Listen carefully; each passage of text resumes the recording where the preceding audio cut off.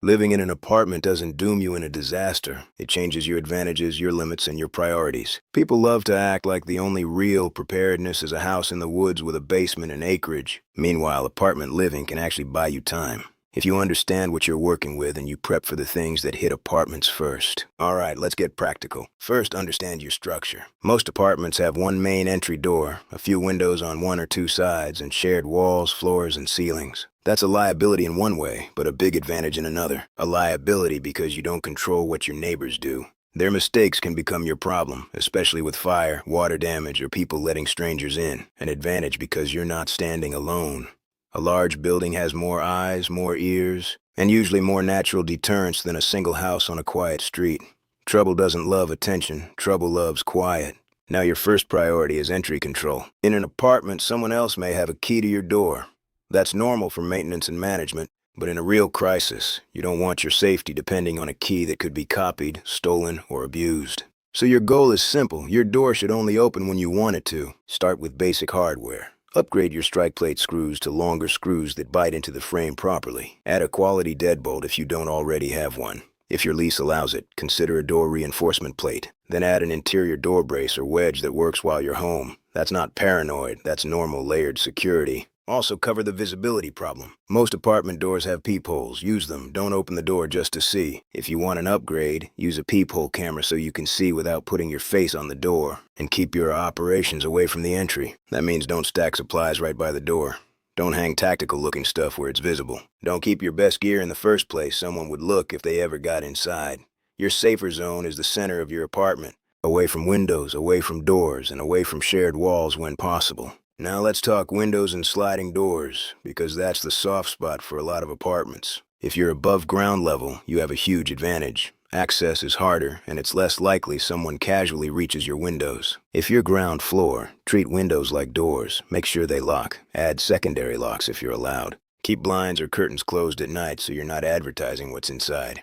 At night, a lit apartment is basically a display window. If you have a sliding patio door, it needs a physical block in the track, like a bar or dowel. Don't rely on the factory latch. Sliding doors are famous for being almost locked until someone tests them. Also, keep your apartment boring from the outside. This matters more than people want to admit. In a long outage, the apartments that look calm and empty are less interesting than the apartments that look active, bright, and well supplied. So avoid broadcasting. No loud music, no obvious cooking smells drifting into hallways, no bright lights and blackout conditions, no standing on the balcony like you're watching a show. Next, water. Water is the apartment killer because most apartment living depends completely on municipal flow. When water pressure drops or treatment gets disrupted, you don't get to just go to the backyard well. So you plan for the moment the taps stop. Minimum baseline is 1 gallon per person per day. If you want a realistic buffer, plan for at least 2 weeks. 3 weeks is even better if you can store it. In apartment terms, storage is a space game. Use underbed space. Use the top shelf of closets. Use stackable containers in the back of a closet that still lets you live normally. The best apartment trick is having fillable containers ready to go, not taking up space until you need them. A bathtub liner is a big one. Collapsible water bags and containers are another. The moment you suspect a major outage, you fill first, then you think. And don't forget water treatment. Have at least 2 methods. Filters are great, but you also want a backup like purification tablets. And if you plan to boil water, you need a safe way to heat it indoors. That brings us to cooking and heat. Apartments are not the place for improvising open flames or risky setups. Your priorities should be safe, contained options that match your building rules. A small, indoor safe cooking option for emergencies can help, but you need to be careful about ventilation and carbon monoxide. If you don't know what you're doing, don't experiment during the crisis. Plan now, learn now, and keep it safe. Also think about temperature management. In cold weather, you're not trying to heat the whole apartment. You're trying to create a warm microclimate. 1 room, 1 area. Blankets, sleeping bags, layered clothing, and a plan to keep heat in. In hot weather, your focus is the opposite. Shade, airflow, hydration, and minimizing heat sources. Most people think they're ready because they have food. Then they get wrecked by heat and dehydration. Now food. Apartment prep isn't about filling a garage, it's about building calories in small spaces. Apartment prep isn't about filling a garage, it's about building calories in small spaces. Pick a prep cabinet, 1 dedicated space in the kitchen for shelf-stable foods. Then expand using underbed storage and closet tops for overflow. The best apartment foods are boring and compact. Rice, beans, oats, canned protein, canned meals, pasta, shelf-stable soups, nut butters, dehydrated foods, and simple comfort foods that keep morale up. Also, don't ignore small space nutrition helpers. Things like sprouting seeds are compact and can add fresh nutrients without needing a garden. Not a miracle, not living off sprouts. Just a useful supplement when fresh food disappears. And here's a big apartment rule. Avoid loud, fragrant cooking when tension is high. Smell travels. Hallways carry it. Neighbors notice.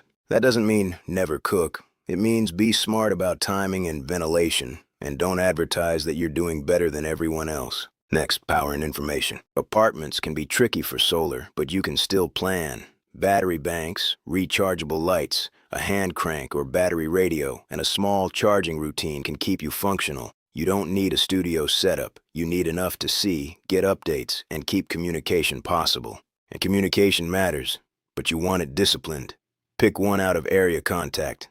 That's the person everyone checks in with if local networks are overloaded. Keep your messages short. I'm safe. I'm here. I'll update later.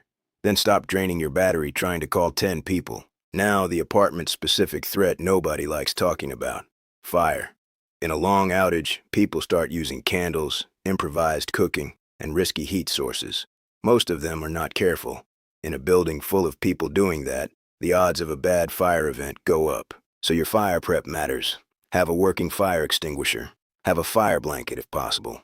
Know your exits. Know your stairwells. Know where you go if smoke fills the hallway. Also, keep your go bag ready. Not because you want to leave, but because apartment living means you can be forced out fast. Fire is the big reason, but it's not the only one. Flooding, structural issues, or building-wide security problems can push you out whether you plan to move or not. Your go bag should be boring and functional. Water, basic first aid, flashlight, charger and battery pack, cash, ID copies, spare keys, daily meds, and a simple layer of clothing. Now sanitation, because this is where apartment life gets ugly fast. If water stops or sewage backs up, you need a plan. At minimum, have trash bags, wipes, gloves, and a simple way to contain waste hygienically. Don't waste drinking water trying to flush toilets if the system is unreliable. If you have pets, plan for them too.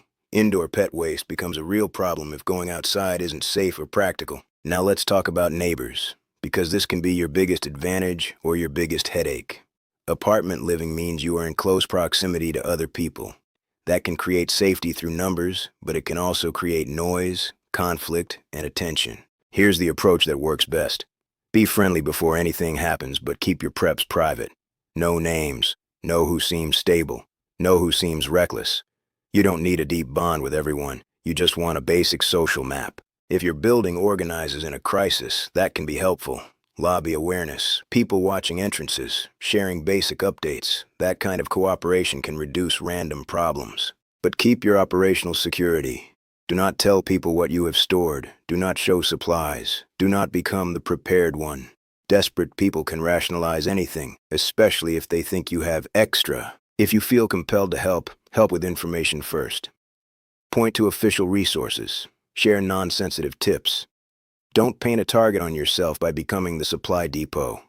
Finally, you need an exit plan even if your plan is to stay. Know at least 2 routes out of your building. Know where you'd meet if you got separated. Know where you'd go if you had to relocate temporarily. Preparedness in an apartment is not worse. It's different. You're trading space for concealment. You're trading independence for proximity. You're trading a yard for structure. If you harden your entry, manage your water plan, store compact food, control your light and noise, and keep a ready-to-leave bag, you can stretch your timeline way longer than most people think. Stay safe, stay low profile, and keep it practical.